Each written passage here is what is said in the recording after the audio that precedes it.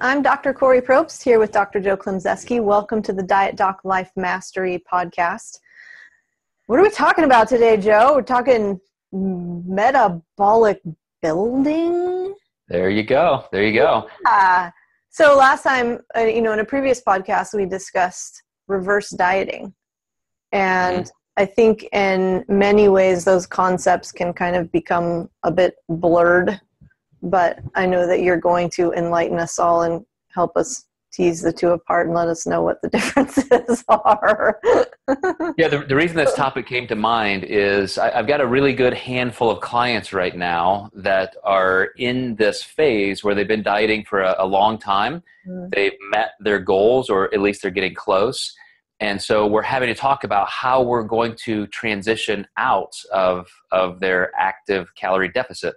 Okay. And this is a concept that I created 15 or 18 years ago for bodybuilding competitors. And so I want to start there to explain the physiology and why it's so important and how we can apply it to a couple different populations. But, consider getting down to your leanest condition possible. And like I said, you've been in a calorie deficit for a while. So your metabolism is adapting downward and you need to look your best. So it's probably the single biggest tool I've ever used to have such great industry-shaking success with my clients. And when we have the time to do that, it almost makes a competitor unbeatable. So I've used Candace Hatch, last year's overall WNBF world champion, as an example of somebody who was a heavyweight for years competing, was always in the top 5. But then she came back, worked with me. We got her 5 or 6 pounds leaner than she's ever been. Then we had time. We had 4 or more weeks to start ramping up her food intake. So she was at off-season levels of food for the contest. And so it's a game changer. We were able to do that again this year for other clients like Annalisa Garatti from Italy, who won the international in the UK. Came over here, had lifetime best placings, 3rd at Worlds. But again, we took somebody who's typically an ectomorph, who doesn't have that much size as a strength. And because we were lean enough early enough, we could build the food intake back up and really regain a lot of muscular fullness. So what's happening metabolically for that person is that without adding new body fat, without regaining body fat, we're simply stair-stepping the metabolism upward, and that's something that any dieter should be concerned about for 2 reasons. Maybe just in the middle of your dieting process at some point, you're going to need to take some breaks, vacations, other reasons, and you don't want to necessarily gain body fat at that point. And then, of course, when you transition out, if you don't have a systematic plan, either your metabolism can stay suppressed, or you end up just adding a bunch of body fat that you didn't want because you moved your food up too quickly. So, Joe, you keep saying enough time, early enough, mentioning this temporal aspect of it. Can you explain what you mean by that? And then the second thing I'm interested in, and I think our listeners probably are too, is the process. You say it's this 2-step sort of process. And I'd love to know what that is. Okay. So let's keep the 2 populations separate so we can discuss them both. So let's say you're a competitor and you're just kind of diving down toward the show. You've got to be lean enough. And I had a client this week who competed in Spain, and great big guy competing in the IFBB, and we were on a pace that just being lean enough was in question. So we were still dieting aggressively right up into peak week.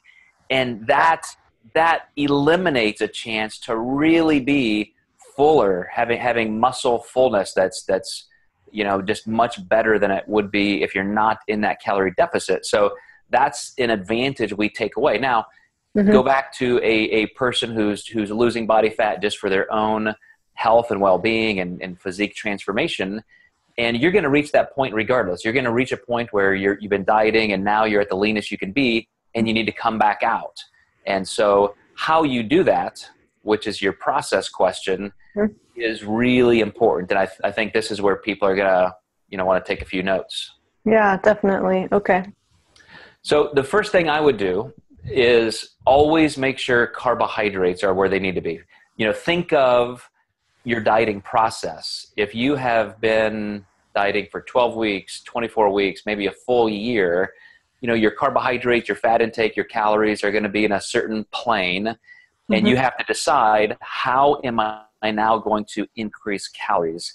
Am I going to do it just on a daily basis where I move macronutrients up?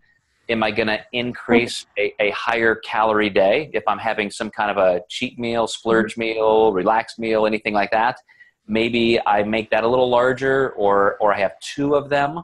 There are all kinds of ways you can do this, but I first want to address the metabolism as the most fragile part of the process, and say, let's at least make sure carbs are coming up so that we are increasing metabolism back to where it genetically should be, and then also creating a more anabolic environment for training and recovery. So I always take that first step with carbohydrates, and I've got my eye on the percentage of calories from fats and from protein as well. So one of my clients right now who's undergone an amazing transformation.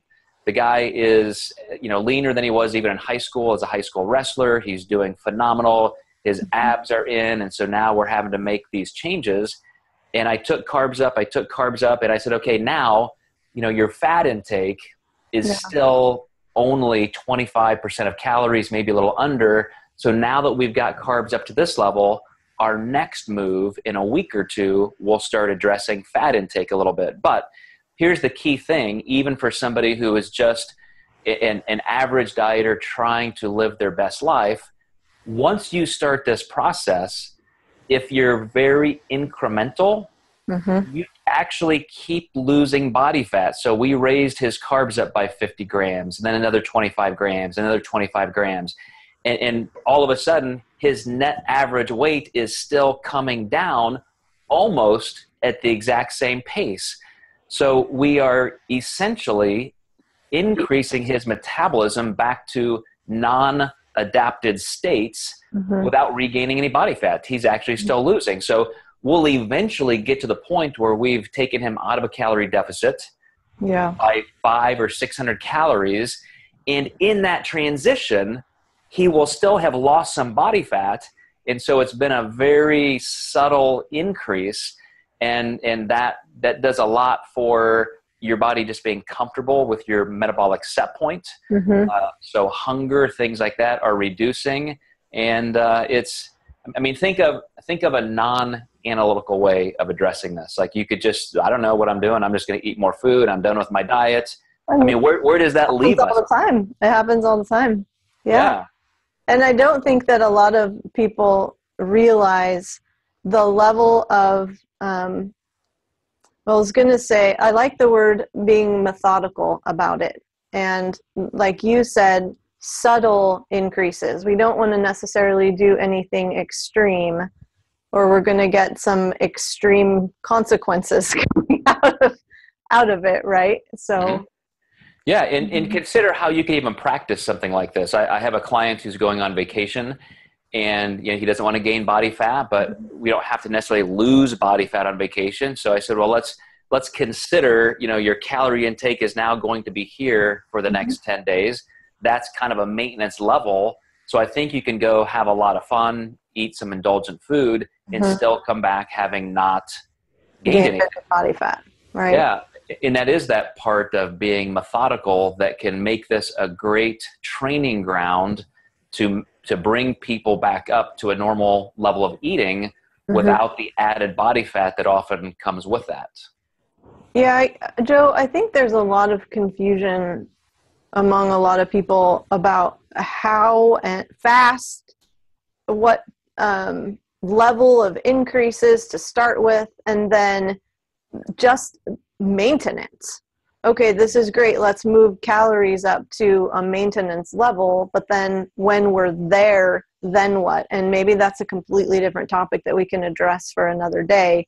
But there are lots of different strategies that way too, just like you've indicated here. You start with carbs, but then, you could add a second higher day, or you just add some carbs every day, or maybe 2 or 3 days. And I think the point I'm trying to make is it really depends on the person.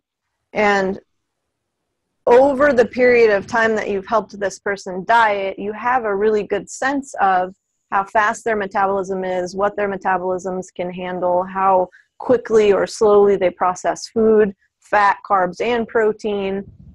And so it's not just something you want to throw together a willy-nilly plan for. Mm-hmm. Yeah. And, to your point, I have another client who competed at Worlds, and this was a long year of dieting. So in the spring, we went through this process, and he won his pro card. Then we had to wait all summer to get into his first pro show and then Worlds. So trying to manage a metabolism for a full year in different dieting processes, here's how you can tell when somebody's ready for a period of metabolic building. After Worlds, so now he has dieted for a full year, we start increasing food. His body weight has come up, 4 or 5 pounds. But now that his carbohydrates are almost twice what they were than last month in November, he actually looks better. I mean, now he's fuller, his abs are even deeper, low back is even tighter. And that just goes to show that that's what we achieved for that pro card. Then we had to kind of come out of the dieting phase a little bit. And we did what we needed to for those last 2 shows. But after a full year of dieting, you can just see how the body responds to more food over time. So he has needed even a longer metabolic building phase to get his metabolism back up to where it's firing on all cylinders, so to speak. Yeah, I'm thinking about when I was still competing, and at one point when we went back and looked, I was dieting for a period of almost 2 or 3 years. Yeah. And when I think about that time and just how we were seeing, slower and slower progress, which is natural because I was already really, really lean, what would have happened if we decided during those times and in between shows on doing a diet break, moving calories up to maintenance levels and then coming back down again? What would have changed? How would it have looked? But it's really interesting. That is still a little difficult and kind of dicey, because even just coming up to maintenance levels, your body composition is still under your normal metabolic set point. So there are some things to consider there. And for our next podcast in the macro mastery section, that's exactly what I want to talk about as kind of a stage 2 to this is once you get into maintenance levels or diet breaks where your calories are higher, what can you really expect? What's happening with your metabolism? That's a great question. We'll save that one for another full podcast so we can rip that apart. Sounds good. All right, guys. Thank you for watching and listening. As always, we love seeing your comments and questions. Some of the things that you guys are experiencing and asking questions about are what we're going to be filming new podcasts for. So keep that up. Thanks, everyone.